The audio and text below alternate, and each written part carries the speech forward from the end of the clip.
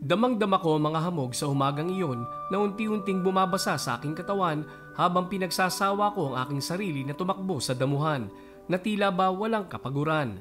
Kay sarap makipaghabulan sa mga tutubi at paru-paro na nag-aangkin ng laya at sayang walang nagkakahon sa simple nilang buhay.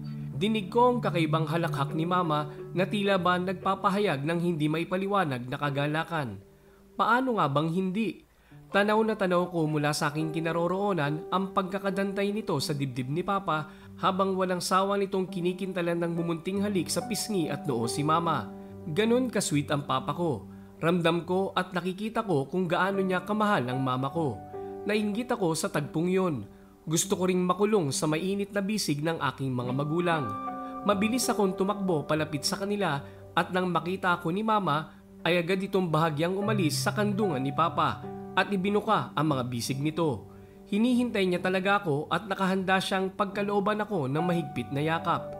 Binuhat niya ako at nalasap ko rin ang magkakasunod na halik ni Mama. Pichi, mahal na mahal kita. Ikaw ang pinakamahalagang regalo sa akin ng Papa mo. Matapos sabihin yon ay itinaas pa niya ako sa ere at pinagmasdan ng buong pagmamahal. Kumilos naman ang mga kamay ni Papa at humantong iyon sa aking tiyan kung saan parati niya akong kinakamutan. Gustong gusto ko ang pakiramdam. Muli ako niyakap ni Mama at isinandig sa kanyang dibdib. Dinig na dinig ko ang banayad ng tibok ng puso nito na batid kong may alab ng pagmamahal. Anak, hindi ka man makapagsalita, batid namin ng Mama mo na nararamdaman mong mahal na mahal ka namin.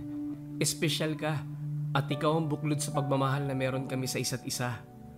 Yun naman ang narinig kong sabi ni Papa matapos pindutin ng 3 beses ang aking ilong.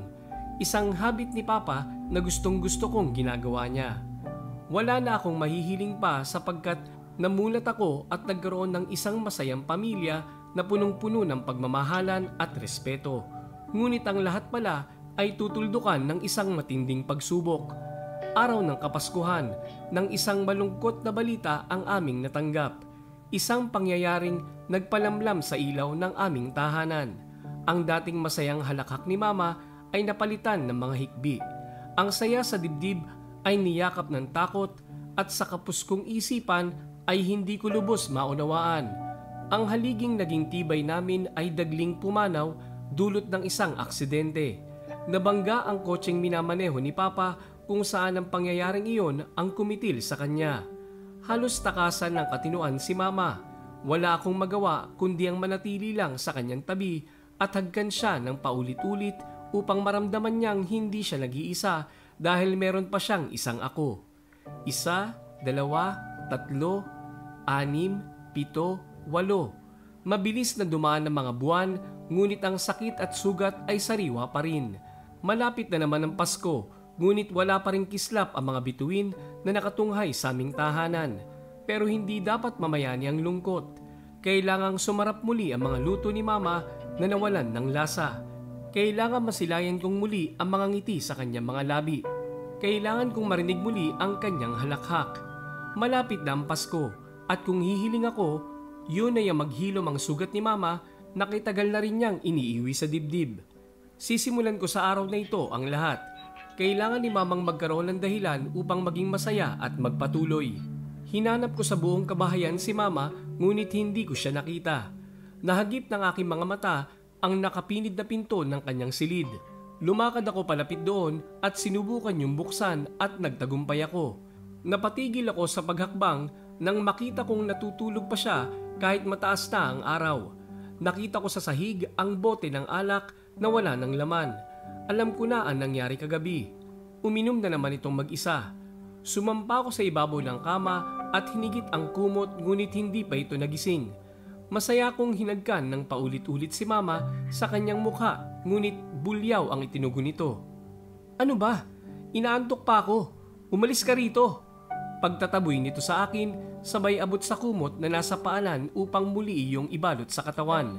Sa halip na tulungan itong ibalik ang kumot sa kanya, ay mabilis ko yung kinuha. Nakipaghilahan ako sa kanya at desidido ako na hindi yun bitiwan. Wala ka talagang ginagawang matino, Pichi. Bakit hindi mo na lang ako pabayaan? Hindi kita kailangan. Lumabas ka sa silid na ito. Bulyaw pa ni Mama sa akin. Hindi ko yun pinansin. Kailangan maiparamdam ko sa kanya na mahalaga siya sa akin at hindi ko hahayaan na dahil sa pagpanaw ni Papa ay tuluyan na ring mawalan ng kabuluhan ang buhay niya. Ang pakikipaghilahan ko sa kumot na yon ay naging mitya upang lubos na magalit si Mama. Napilitan siyang bumangon at sa isang kumpas ng kanyang mga kamay ay tinabig niya ako ng buong lakas na naging sanhi ng pagtilapon ng munti kong katawan, pero palayo sa kanya at pasadlak sa pader ng silid. Masakit na naging pagtama ng aking katawan sa pader na yon, ngunit mas masakit ang mga salitang narinig ko sa kanya. "Mawala ka na rin!" Sigaw nito sa akin. "Akala mo ba masaya ako na nakikita ka sa pamamahay na to? Sa tuwing nakikita kita, patuloy mo lamang ipinaaalala sa akin ng masakit na katotohanan na wala na ang lalaking pinakasalan ko." Ang gigil sa tinig na yun ni Mama ay napalitan ng mga hikbi. Kasunod niyon ang pagdaloy ng masaganang luha sa kanyang magkabilang pisngi. Alam kong wala akong kasalanan sa pagkawala ni Papa, pero ang paninising yon, kahit hindi ko naiintindihan, ay nagdulot sa akin ng takot. May talim ang mga tono ng kanyang tinig at ang mga luhang nakita kong pumatak ay may pait. Kung magkakaroon ako ng isang hiling, kung may mawawala sa tahanang ito, mas pipiliin ko mawala ka kaysa sa kanya. Sawang-sawa na rin akong alagaan ka. Hindi ka nga nakapagsasalita, pero nabibingi ako sa ingay mo. Pagod na ako maglinis sa mga kalat mo. Isa kang pabigat. Mawala ka na sa buhay ko. Sinundan yun ni Mama ng malakas na higbi na naging hagulgol. Nanginginig ang aking buong katawan habang pinakikinggan lamang ang mga salitang yon na lumabas sa bibig ni Mama. Ang malakas na tinig nito ang gumimbal sa buo kong pagkatao. Marahan ako lumabas ng silid habang nakatungo ang ulo. Nararamdaman ko ang hindi maipaliwanag na lungkot at takot, ngunit walang luhang pumapatak sa mga mata ko. "Papa, patawad po kung hindi ko magawang pasayahin si Mama. Marahil hindi na nga niya ako kailangan. Sabihin mo po sa akin kung paano po kita maibabalik sa kanya. Kapos po ang aking isipan. Hindi po ako matalino tulad ng ibang tao para umisip ng paraan." Sinasambit ko yun sa aking isipan habang humahakbang palabas ng bahay. Espesyal ako. Hindi ako makabigkas ng kahit anong salita. Hindi ko maunawaan ang mga sinasabi ni Mama, pero nararamdaman ko at tila may mahikang nagdadala sa isip ko para maunawaan ko ang mga kataga. Ang mumunti kong mga hakbang ay naging takbo. Natatandaan ko pang sinabi ni Papa kay Mama na huwag akong hahayaang lumabas ng bahay na mag-isa. Ngunit ngayon ay kailangan kong gawin. Iisa ang aking layunin, ang tahakin ng daan patungo sa lugar kung saan nakahimlay si Papa. Doon ko sasabihin at ikukwento sa kanya ang lahat. Baka sakaling magkaroon ng sigla ang nalalapit na Pasko para sa amin ni Mama. Babangon kaya siya at sasama sa akin? Hindi ko alintana ang pagod kahit pa ang mga taong nakakasabay ko at nakakasalubong ko ay tila tuwang-tuwa na makita ako. Wala akong panahon para huminto at batiin sila. Ang iniisip ko ay kung paano ako makikipagpatintero sa malalaking sasakyan upang makatawid sa kabila. Pumwesto ako sa lugar tawiran. Natatandaan kong sa may mga guhit na puti pa halang tumatawid sina Mama at Papa. Hinihintay ko rin ang pulang ilaw na nagsilbing hudyat ng paghinto ng mga sasakyan at bigyang daan ang mga tumatawid. Hindi na ako nagsayang pa ng oras sapagkat kailangan kong magmadali. Nauna na akong tumawid sa karamihan hanggang sa ang lahat ay dumilim sa akin. Ngunit bago yon ay narinig ko pa ang isang malakas na tinig ng babae na tumatawag sa aking pangalan. "Pichi!" Nilamon ng kadiliman ang paligid. Sinubukan kong lumikha ng ingay, ngunit walang lumalabas sa aking bibig. Wala akong makita, ngunit dinig ko ang ingay sa paligid.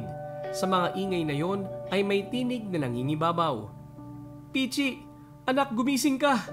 Anak, patawad! Huwag mo kong iwan! Ang Mama to! Mahal na mahal kita! Ang mga nasabi ko kanina, pinagsisisihan ko. Anak, makinig ka sa akin. Hindi totoong hindi ako masaya na kasama ka." Niyugyug ni Mama ang aking nangihinang katawan. "Anak, parang awa mo na. Bumalik ka. Huwag mo kong iiwan. Pakiusap. Mabuhay ka, anak. Hindi gusto ni Mama na mawala ka. Ikaw na lamang ang natitira sa buhay ko. Patawarin mo ko." Halos isigaw ni Mama ang mga katagang iyon. Tuluyan na nga akong ikinulong ni Mama sa kanyang mga bisig.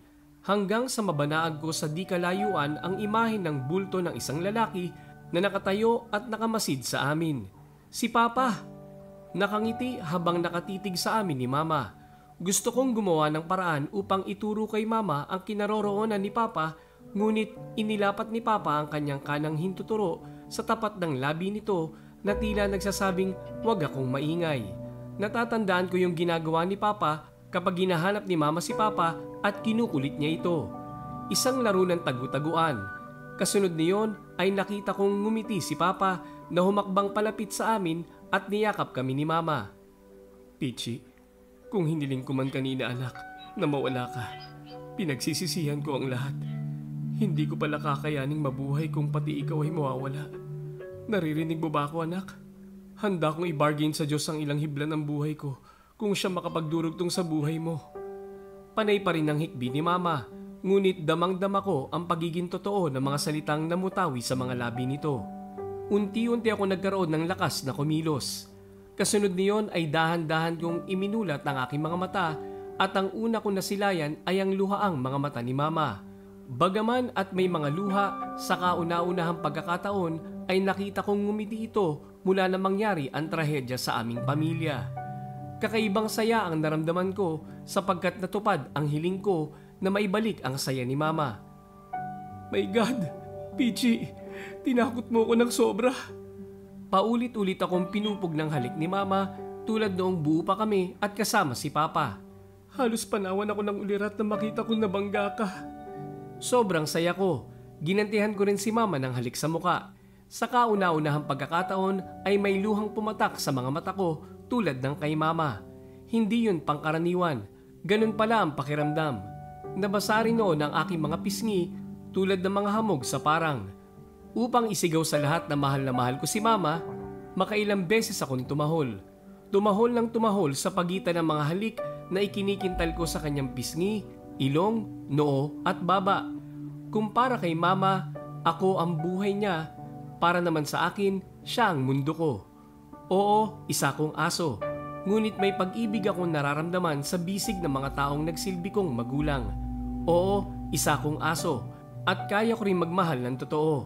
Sa kawag ng aking buntot, sa pagdantay na mahahaba at basa kong dila sa balat ng aking itinuturing na ina't ama, may pag-iingat na kalakip na wag silang masaktan ng aking matatalim na ngipin. Dahil sa pangyayaring yon, nagkaroong muli ng sigla ang aming Pasko at natanggap ni Mama na may dahilan ng lahat kung bakit may nawawala. Ibibigay at ibibigay pa rin ng Diyos ang pag-ibig na magbibigay ningas para tayo magpatuloy.